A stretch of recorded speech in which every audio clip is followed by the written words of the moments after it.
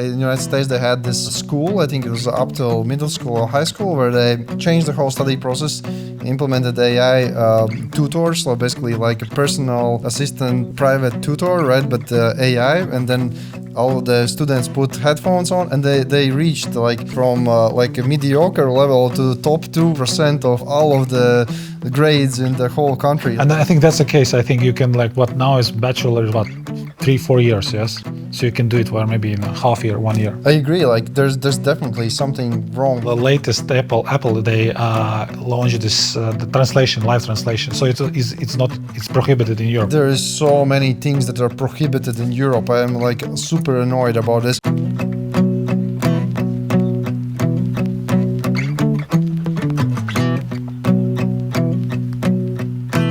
Hello, welcome to another episode of AI Ranch, where we navigate the wild west of AI and business.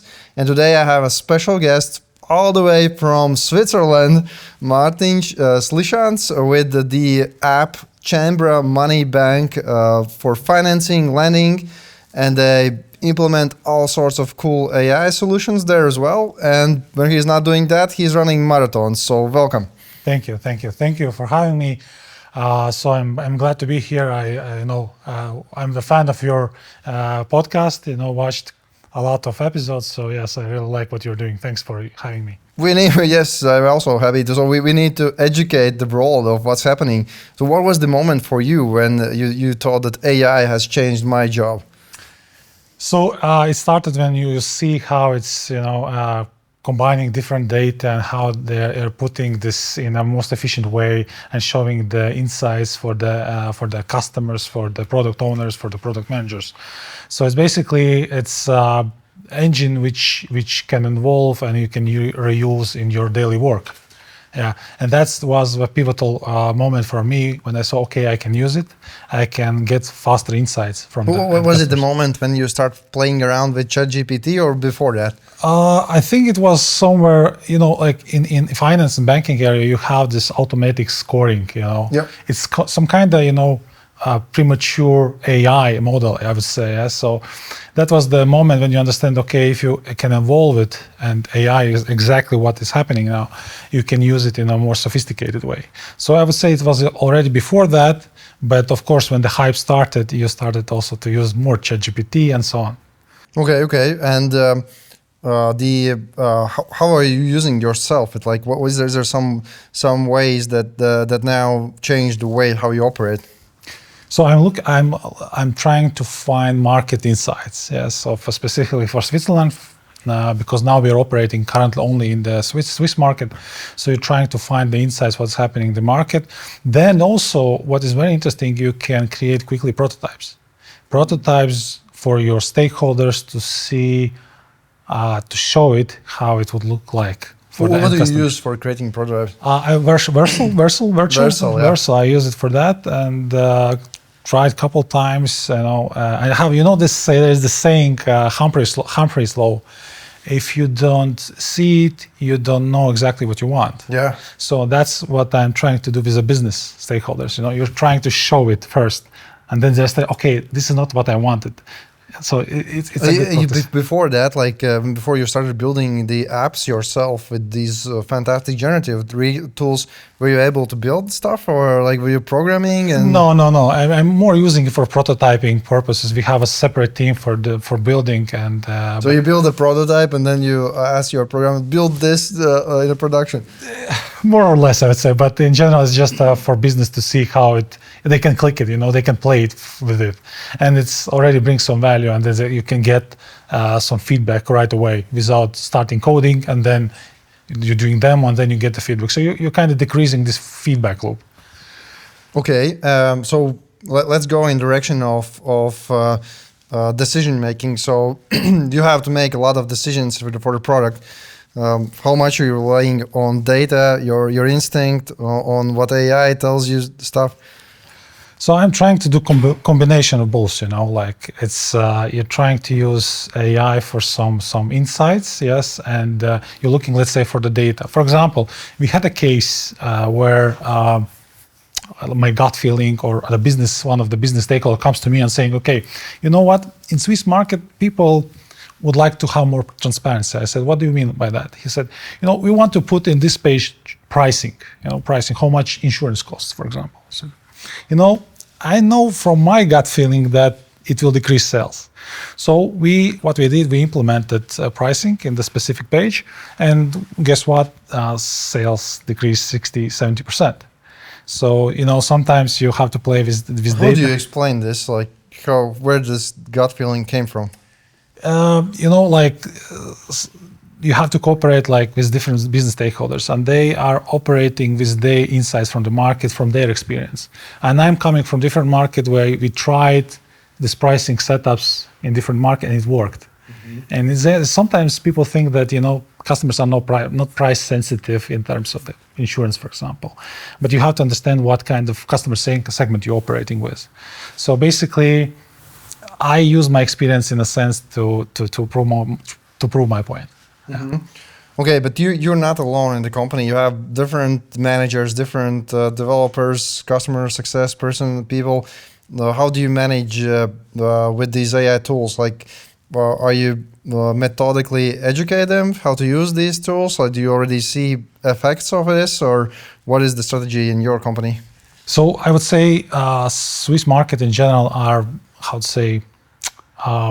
bit behind in terms of digitalization, comparing, for example, what do you mean behind? Are they signing on paper on everything? Yeah, in fact. So can you imagine we are sending, I think, around 20-25% of all communication by paper still. You mean by yes, we are cutting trees and doing that. So it's there's a legacy in this market. It's evolving, it's becoming better in terms of digitalization. But if I have to compare to Baltics on Scandinavian markets, so it's 10-15 years behind it. So when our banks, say in SEB, Swedbank, 15 years ago or even 20 years ago send invoice by paper or some letters. So this is still happening there. How do you see opportunity here to jump over some stage? I think that's what exactly is happening now in Switzerland. So they had a couple months ago a referendum. Yep. All the laws there. They do have this. Are you also somehow citizen? Or? No. Well, so and they have a referendum to have the digital signature, digital ID basically. Right. Digital ID, and only with a small margin it was a vote for it. 51 or something, around 51% only. Last time it was rejected. So you have to understand this is different market, even in Europe. And now Swiss people a little bit better than me. What is the thinking behind it? Why they are not supporting the digital signatures? Swiss culture is in general very about data protections. It's banking secrecy. They're obsessed about the banking secrecy. Oh yeah, you're right. The Swiss is the place where goes all of the. There was this joke, right, that you live in a house and you don't know who's the neighbor, and right. Exactly. No other funny stuff like that. So for Swiss market, your address is your personal code. So everything happens through the address, your physical address. So in all applications, everything, the address is the most important step. Can you not sign your name, just address? No, it's it's very strict. So, and we are in terms of digitalization, we are proposing some, let's have, customer can get some access rights through the email. And by law, it's written it should be done through the physical letter, by law. By law. Yeah. Exactly. So you have some digital communication, and then you print it out and send also. Exactly. So if I want to get a signature or the access to the app, I need to send the physical document. So can you imagine you download the app in the banking app, and you can access it only after a couple of days when you get the enrollment letter. Mm-hmm. Oh, okay. So for the listeners, as those not living in Switzerland, could you explain a little bit what your app does, how it looks like? Where you're going, what you've already done, how long it has been out there? So we implemented, I think, the app somewhere around 6-7 years ago. And what we started offering is the cards business. We are very good in cards business, meaning the card limits. Credit cards, yeah, credit cards. And for that purpose, we implemented the app so the customer can see, transactions, report frauds, and so on. So, after some time, we implemented also leasing products and insurance products. So we are evolving this app. Yeah. So also now we have so-called payments possibility. So you can pay your invoice with the QR code. Okay. And recently, just a few weeks ago, there was this interview on Joe Rogan where Elon Musk said that he thinks that I think he was asked a question about why he's not making phone and stuff. He's making a lot of stuff, and then he said that he thinks that in the future, and also some Altman and other guys are saying that we will not have any apps because the generative AI could produce all sorts of content that we need or information that we need. And how are you preparing for that future? Or you see that there will be a long time, like paper mail, right, and stuff. What is your take on this?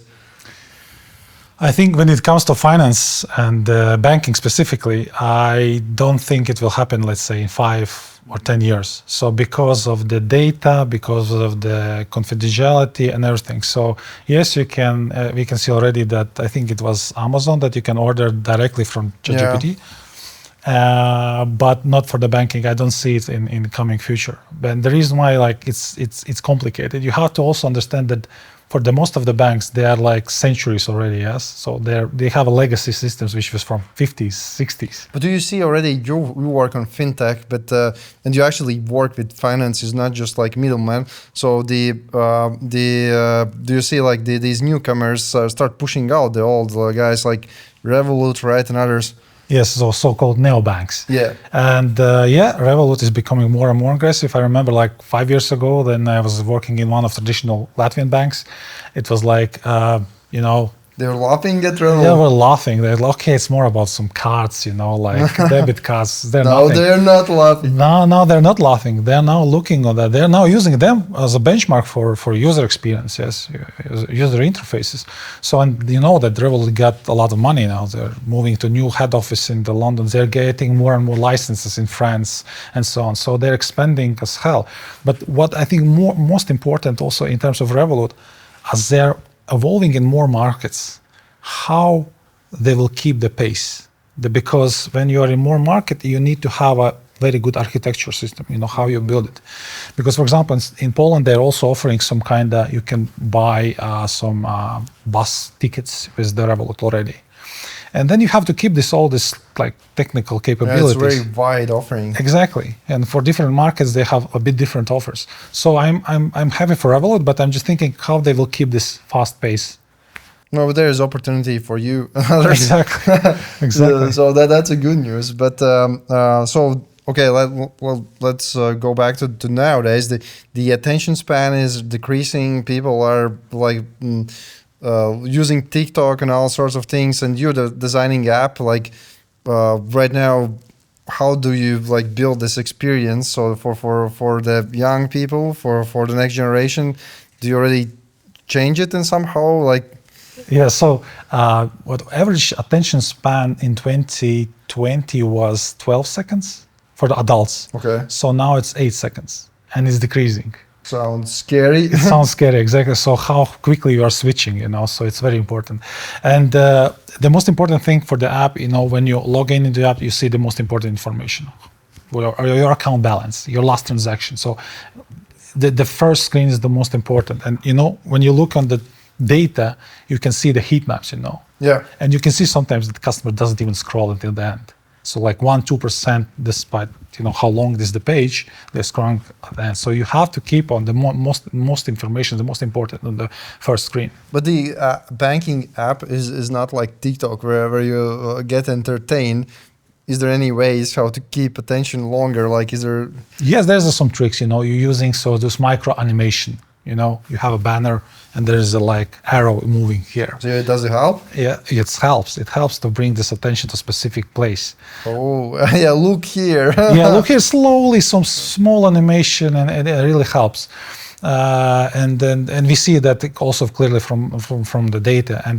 But also you cannot use it pretty frequently because customers get used to it. So you have to be balance it. Variable reward. Yeah. And also customers perceive banking apps a bit differently than TikTok app. Exactly. You cannot put like flash screen and put it like open this. banking app and you have like funny cat video. Exactly. Something is not right there. Exactly. And you, for example, in Switzerland, so our average customer is like around 50. Okay. So it's really challenge to get the younger adults, adults would say, to the app. And this is like global market nowadays. Like there's a ton of people here in Baltics also using Revolut. Like and I believe like in Switzerland also young people are using it. How do you compete? Like what is your strategy? I think still we have advantage in the sense that they don't have a focus for specific market as of now. So you heard that, for example, in Lithuania they also now launched mortgages. Okay. So Revolut launched. Yeah, exactly. Oh, with man. 1% interest rate. Okay. So they start to compete in different segments. So, and it's just a matter of time when they have a more focus for specific markets. And Switzerland, for example, is not one of that. So we still have a time to adjust and capture. Yes, and we are good in a sense in the lending business. We have a partnership business and so on. So yeah, there's a different niche. Yeah. Okay. How do you see as you said that this will not happen as fast, this unified AI interface for banks, for everything. But how do you see, like in 2030, the app experience with all of what's happening in the world? Recently, the large language model providers and engines, they have Perplexity, Comet, ChatGPT, Atlas, all of these browsers that could automatically do things for you. You ask them, like put me in the internet shop that and that and that, find the best deal, and in the sense what you're saying, it could just like monitor what you're doing there, and then give you financial advice, give you all sorts of stuff. Is that something in that direction you see? So yeah, I mean, in a sense, yes, in such direction, but in this case only within your app. So it takes your data input, which we have already for you. Let's say last transaction, your credit history, and so on.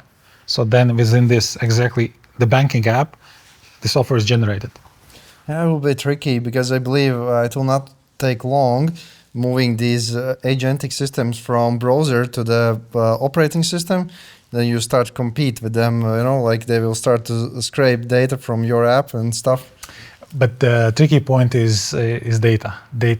Is the banks are willing to share the data? Yes, we have this, maybe heard PSD2, where the banks must have to share their data in terms of transactions account, yes. But still, it's not so straightforward. So you're working in regulated industry, and there is also this huge stuff around the AI Act in Europe. And of course, before we had GDPR Act, and there's Act on top of Act. So how easy it is for you to work actually there, and where do you see it going? Like, will it be the situation that all of us will need to use VPN for almost all of the services because Europe will prohibit everything, or is there a better path there? I think VPN is not an option in terms of the banking because still it's, they're using the data in the local data. And I would say in this case, if you're using VPN, it will treat you as some kind of alien and will not offer you any good chance. So probably you will be recognized maybe as a fraudster at some extent. In terms of regulation in general, let's say in Switzerland, they have adopted GDPR because they are not part of EU, Oh. And also this AI Act, but they have some adaptation of that, of course.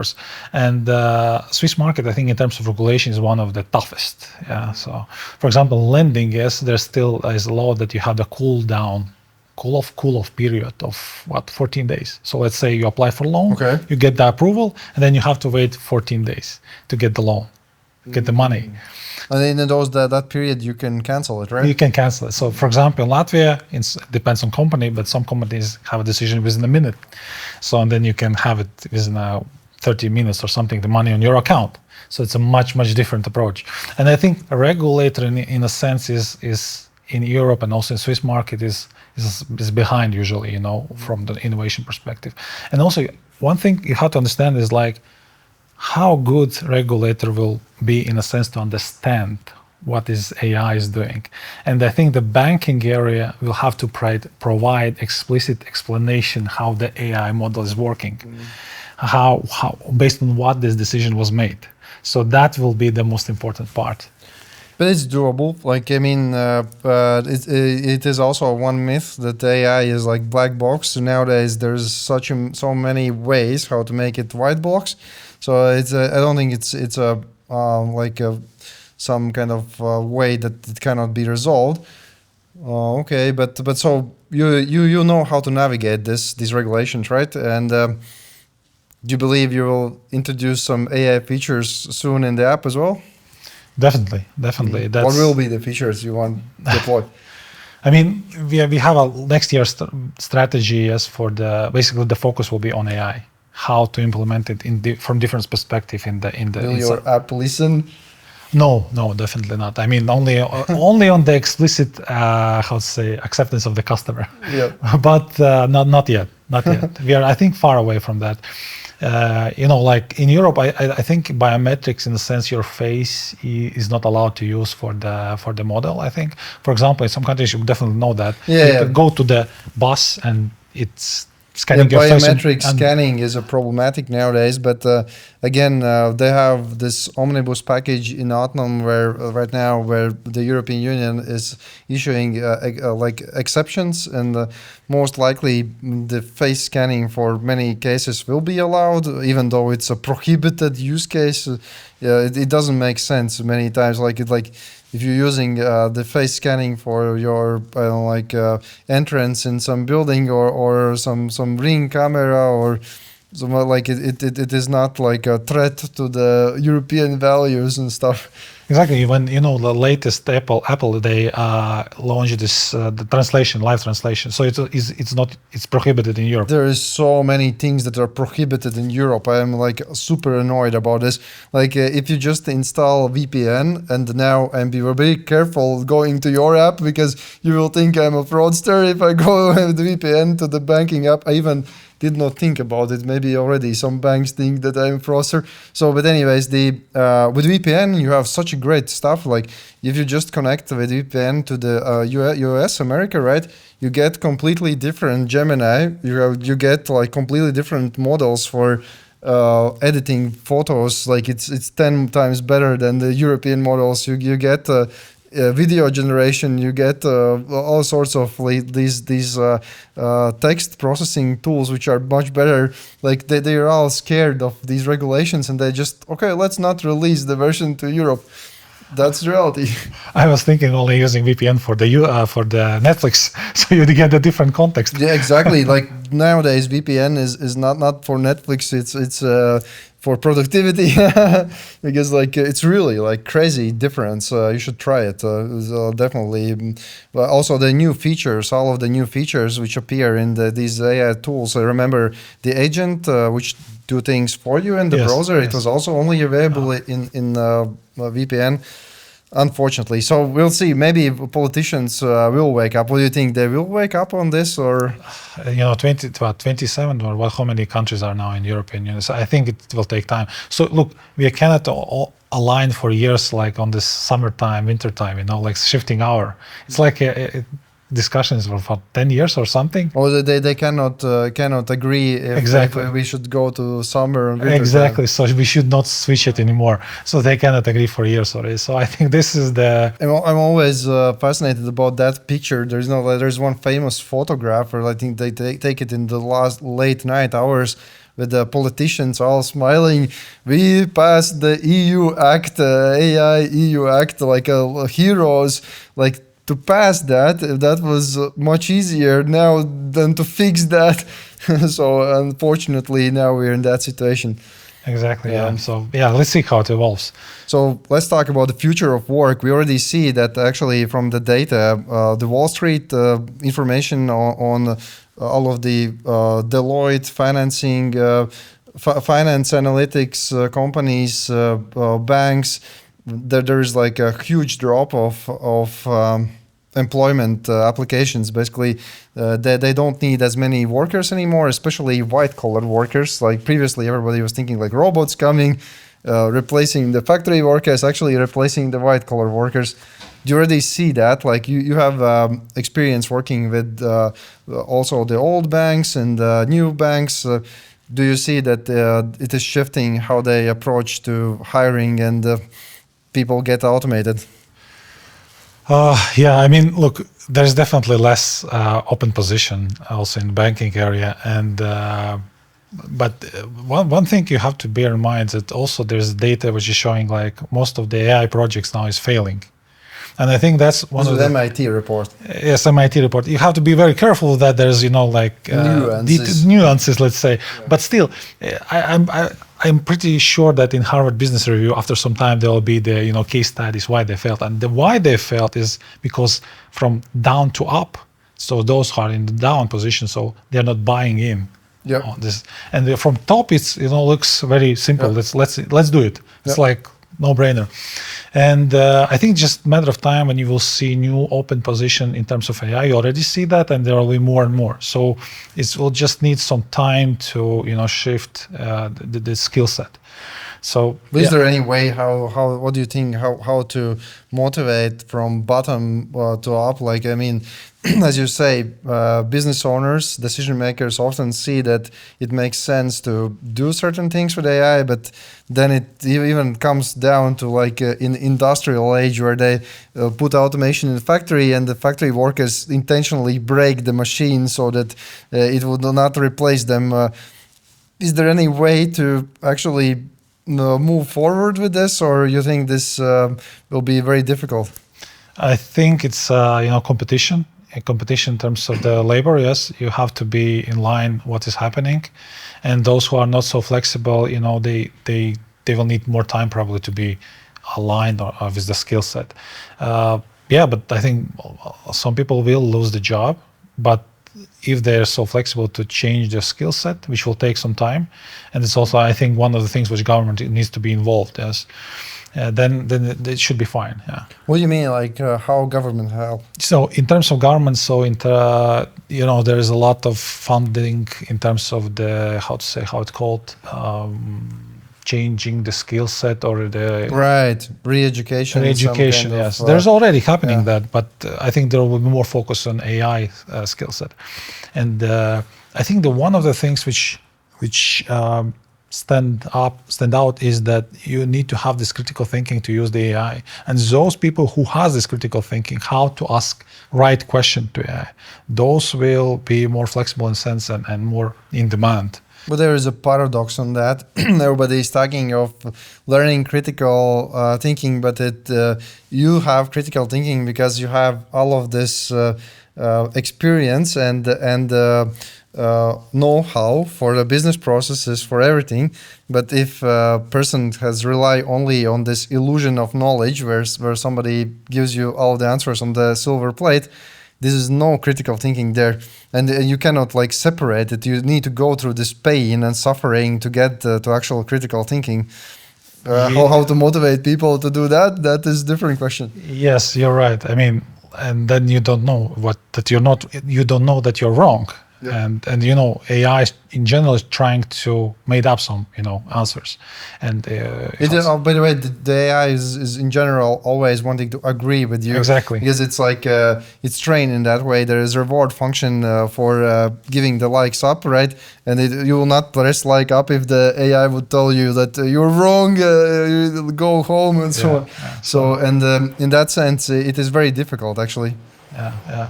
So I mean, it will take time. So myself, I'm using in everyday AI, but I have this grain of salt, to believing in like fully. And also, I think what you have to understand is why this AI adaptation will not be so fast as probably most of the people think, because there is this trust thing. And if I made mistake, like one time, two times is fine. So my colleagues say, okay, you made mistake, that's fine. You learn from that and so on.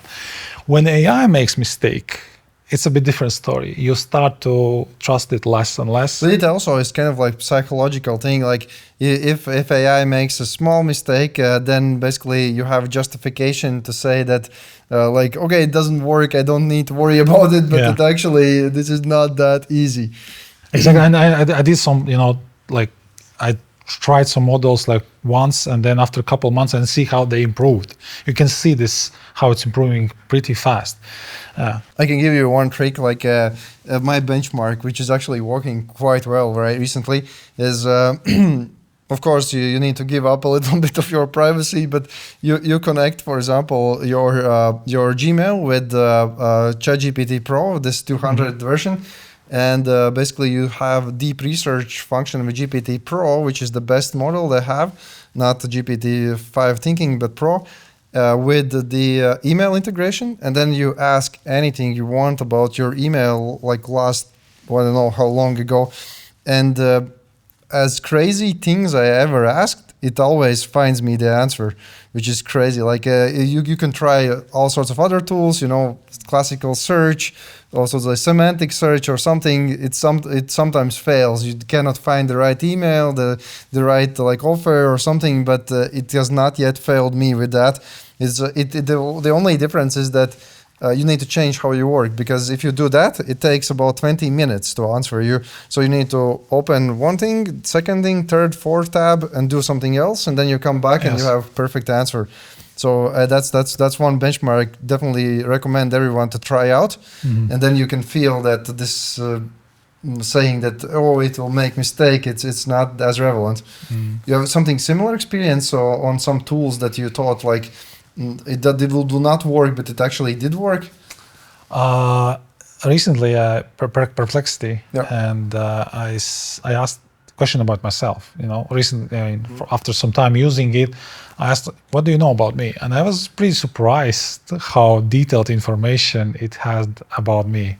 That's make me a bit scared, to be honest, about my privacy. I know there's actually also a caveat. So the ChatGPT, for the pro users at least, gave this new features called pools, and it also scans from, they call memory, but basically previous chats, what you're interested about, connects with calendar, and it prepares ahead of the time reports that you might be interested in. Like, for example, if I have specific meeting, it will try to find all sorts of materials put together for me for the meeting, the information. So it works quite well, but again, this is what you say, that enable to work with this feature, you need to give up your privacy in that sense.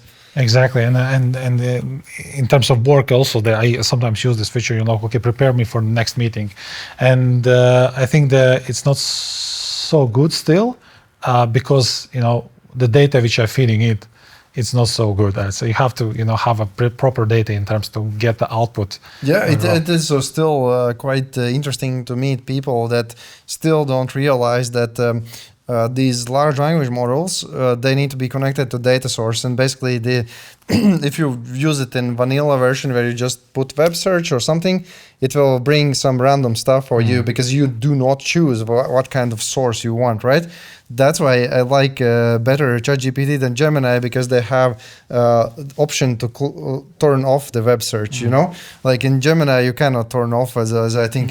So, and if you turn off the web search and you just copy the material that you feel that this is the right material to base some decision, some formatting, some text, it will work much better. So, and you're right, people need to learn how to use it. And exactly. And also today we had a quick survey in our work, and how often do you use one of the AI models? And I think half of the people were using it less than 2-3 times a week still. So very low, actually. I would say very low. I was surprised, to be honest. I was expecting much more. From that MIT report, also one fun fact, I read it quite carefully. There was one thing that first of all, the companies which failed, this huge fail rate was primarily where they tried to implement all of these generative AI solutions themselves using these large platforms like Copilots and so on. Where they succeeded, they actually tried to use specific tools for specific place. And the fun thing was that the companies were buying all of these Copilots, but the 90% of workers were using their own AI tools. Like, they don't like what company buys and just find something that works for them. Yeah, because it's very limited sometimes. Companies specific limit because of the data issues and so on. Yeah. And that needs to be adapted to that. The other fun fact was this huge scandal where Deloitte had to pay back refund of 250K because they discovered that they were generating these market research analytics or stuff with these large language models. You already had these kind of experiences where somebody gives you documents which are generated, nobody checked them, and so on. Definitely, we see that time to time in terms of the replies. Basically, you can see it in the emails when somebody is replying to you. You can see that it's very much generated by AI. Because it's vanilla, right? Yeah, exactly. It's like it's not about nothing, sometimes those emails. And when I receive from some colleagues such emails, I also use AI and applying the same style. Look, for emails, I don't use it so often, but for some people, specific people, if they're using that in a wrong way, I'm just, replying to them. But coming back to this Deloitte case, that's exactly when I was talking about trust. That's exactly what I meant. Because if you have more and more cases, from the media about problems with AI, it's create less trust and accountability for those models, and then people, start using it with some grain of salt. Yeah, the trust issue is a problem, but again, I think it's like a Gaussian distribution. You have like some people who don't know how to do stuff and they don't trust, and then there's some people who know a lot how to do and they also don't trust. And there's middle part. So in a sense that it is not easy answer because the models are capable. Actually, they can do great stuff, especially if you feed the right data right way. So it's not like you can just ignore them. And I think it's a good point what you're saying. I mean, in product leadership, in product management, in a sense, the right essence will be how you ask questions, how you're using data, and how you're using this what if, in a sense, what if the data is accessible, actually. Exactly. And, some banks are so much afraid of sharing their data about the customers, especially, Can you imagine transactional data, There's so much interesting facts and where's the customer using the money? Yeah, I recently just talked with some companies where they think that, okay, it'd be great if I can ask questions about all of my business processes. I don't need to go through 5 colleagues to find out what happened in that meeting, what was that decision, what that. People sometimes make these notes or some transcripts or something, but it's not in one unified way where I can interact with all of my knowledge base. Have you thought of that? You implemented something of that, or?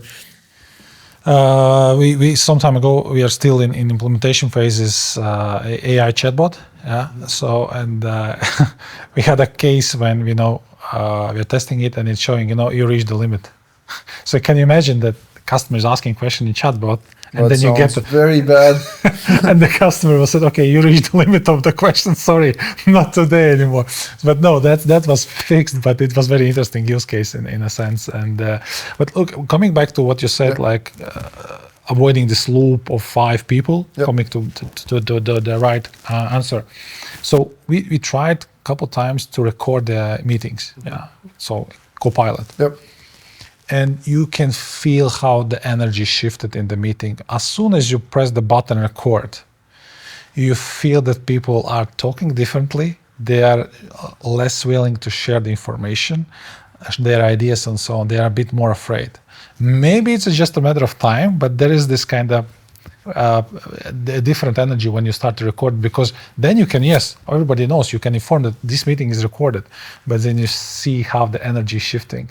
And then of course, these recordings you can use by Copilot, and then exactly what you said, to have a summary of this meeting, what happened 2 weeks ago. And put all of this together, but are you still recording? No. If we saw meetings, but not for the Copilot reasons. We are recording them for some colleagues who are not in the meeting to be able to access it, but not specifically for Copilot and then for that. Because people are different. Yes, and they are a bit afraid that they have to be accountable what they are saying. So that's a different paradigm. That is very interesting. So this psychological thing is, I think, what would be one of the showstoppers in terms of the adaptation of AI within a corporation and so on. Where I see the biggest benefit is education and medicine, definitely. and also fintechs in some extent. That there's endless possibilities. Education is tricky one. Like I work with universities. We try to change the studying process. And recently went also to America, to MIT, Tufts University and others. And they also are trying to figure it out. So nobody figured out yet how to do this. But the fun fact, maybe you have seen this, ChatGPT usage when summer started, 70% down. Like business is actually not using it mainly, but students are using it mainly. And universities and schools all over the world have not yet adapted to this, and they need to change everything. And what is your vision of how the education can go on? I mean, for some study programs, definitely I don't see anymore the need of universities, to be honest, or the universities can be as a facilitators. Because, I think the same, I was in Harvard, there was this, some students riot that why I have to pay so high tuition fee if my professor is using AI for the answers, So, I mean, for some studies like finance, management, you don't need to have the classical university. Definitely, yeah. That's no definitely. University. No, AI destroys university. More or less, but I would say that a university has to transform itself. Of course, for example, in terms of medicine, it's a different story. AI destroys doctors. That's a different story. But those humanitarian study programs. But the problem also with universities, I think they are less flexible to the change. It's like partially government-based, and it takes time. But I think it's a big heard challenge. of this in Texas and in the United States? They had this school. I think it was up till middle school or high school, where they changed the whole study process, implemented AI tutors, so basically like a personal assistant, private tutor, right? But AI, and then all of the students put headphones on, and they reached like from like a mediocre level to top 2% of all of the grades in the whole country. Like they increased the quality so much just because they changed the whole process. Yes, and I think if I'm not mistaken, it was in very short period of time. Yeah, very short period. Yeah. And I think that's the case. I think you can what now is bachelor is about 3-4 years. Yes. So you can do it maybe in a half year, 1 year. I agree. Like there's definitely something wrong with this about the lengths of how you do things. And if you have like AI and every student can go in their own pace also, and you can accelerate it much faster. And by the way, that example of Texas, it's not that the students were able to fill tests using AI. The AI helped them to learn to do tests much better.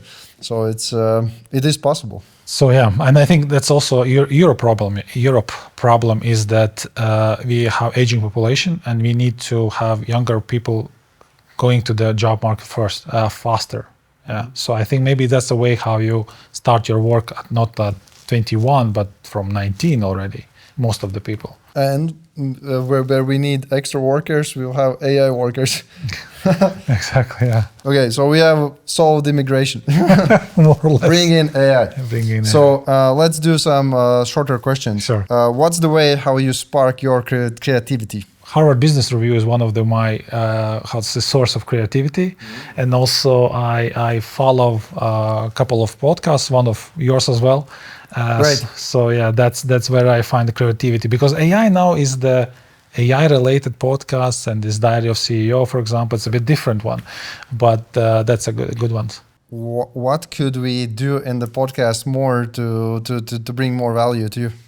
I think maybe somehow integrate some examples, like real examples, how the AI can be used, very short one, and maybe it helps someone to start using one of the tools. Yeah, we definitely make more of those videos. Have you seen the classifieds, like where the car auto ad that I changed? There is a small video where some guy that's actually a business idea. So somebody sold on the internet the car, and it was not washed in the wrong environment, like shitty environment and stuff.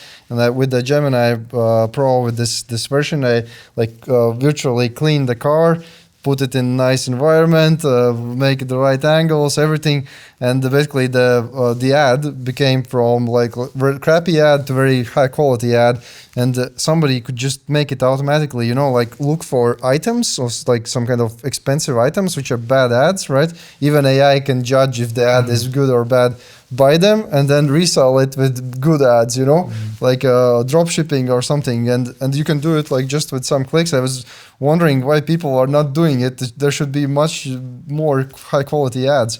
Yeah, that's a good point. I mean, we have one of the ideas, you know, that you, for example, you go and see some car, and you take a picture, upload the picture, and we say how much this car could cost and how much it will cost you as a loan, you know, like that.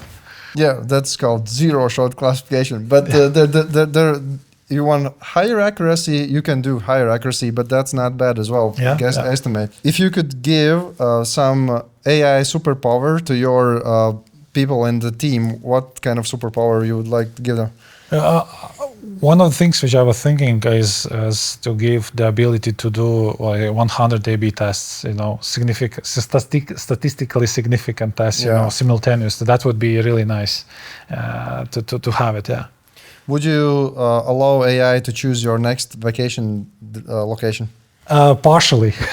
So with the help, of course, I did it already. In fact, what was the experience? What did you? We didn't end up with with destination because. But look, we are already using with my wife to plan some vacation.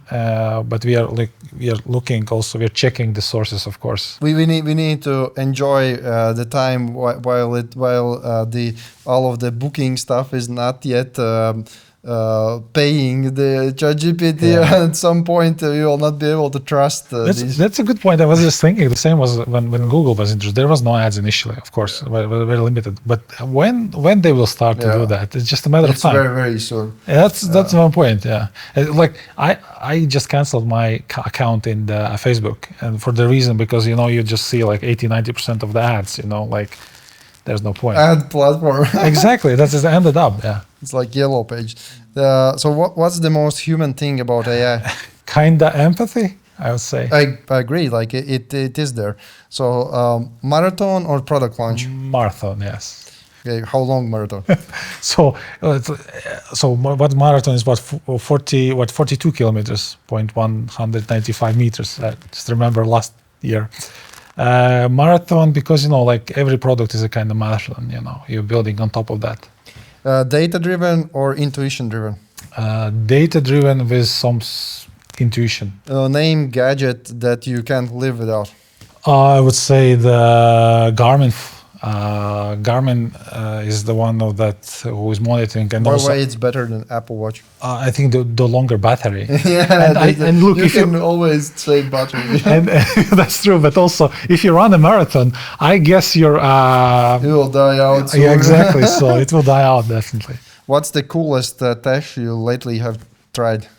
In terms of the apps, I tried this Notebook LM. That's excellent stuff. Yeah, and in terms of the gadget, I'm a bit music fan, so I use this Sony latest headphones, this noise cancelling one. The good noise cancelling is fantastic. Early bird or night owl?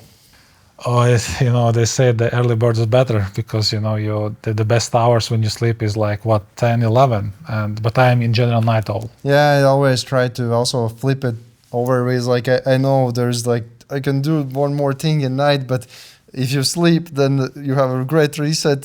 So it's always a challenge. So what's the one thing you want AI to do, but it still can't do? I know there's a breakthrough in terms of in medicine, yes, in terms of the cancer research. That's one of the things where I would like to see that it's used more often to find the cancer sooner. Yep. If your workday had a theme song, what song? Sorry, once again? What song could better characterize your Oh my God, pop song. And the reason because I have a lot of divas in the organization which I have to deal with. And it's a different characters people, so it's like a pop song. Have you tried listening to AI remakes of songs? No, not yet. It's so good. Like basically, the people who are laughing about AI songs should look up in YouTube some popular songs and AI remakes. Some of them are better than originals. Basically, super high quality, different genres and so on. I know that in Spotify now there's some of the so-called bands all purely made in AI, and it's like 100 millions of listeners. Exactly, that's a business opportunity. Exactly. Yeah. Roadmap. So the roadmap for project or road trip. Roadmap. So you're working guy. Dark mode or light mode. Dark mode. Inbox 0 or 0 tabs in browser. Inbox 0. That's a dream for everyone. Exactly. A/B test or trusting your gut. A/B test, definitely. Ship now or polish more. Ship now, it goes with agile methodology, like to ship the product faster, to able to test it and get the feedback faster. Push notifications, love them, mute them. I have 98% of push notification muted, only your app, right? Only my app plus wife specifically for the WhatsApp. MVP or VIP features? MVP, yeah. 5 minutes stand-up or 5 minute comedy? 5 minutes stand-up, You're a hard-working guy, always the work. Choose your boss, always right robot or always kind human? That's a tough one. Robot, yeah. I mean, I Fake have a robot. robot. Yeah, I mean, kind boss would be nice. No, you're right. The kind human is best. Pick a superpower. Undo last 5 minutes or predict next 5 minutes. I predict 5 minutes. I never look back. So I mean, in terms of being better, yes, we look back, but we never have a fight with my wife more than one day. So because I forget about our history, let's say. Does she forget? That is another question. That's yeah. So what kind of user are you? Skipping tutorial or reading every word? Skipping. Which KPI would you make a tattoo of? Conversion rate. Conversion rate, yes. Calendar style, meeting free mornings or no meetings on Fridays? No meetings on Fridays. Bank of the future, invisible and ambient or chatty and friendly? Invisible and ambient. Okay, we'll see. You'll see, yeah. Yeah. I think it's where we are going. I don't want to have a chatty bank app, probably. I mean, only if there's a lady behind it. So it was great talking with you. Thank you. Really interesting insights, some nuggets that hopefully listeners will also find from your way how you operate with finance apps and AI. I think it's great. Where people can find you? Oh, they can find me in Latvia and Riga. So I'm pretty open to any conversation, to any insights. So yeah. LinkedIn? LinkedIn is the most common platform is. Okay, nice talking to you. The same. Thank you for having me. Thanks for joining another episode of AI Ranch. And as we discussed in this episode, we do have these cool AI tips videos. Look for those and see you in the next one. Bye-bye.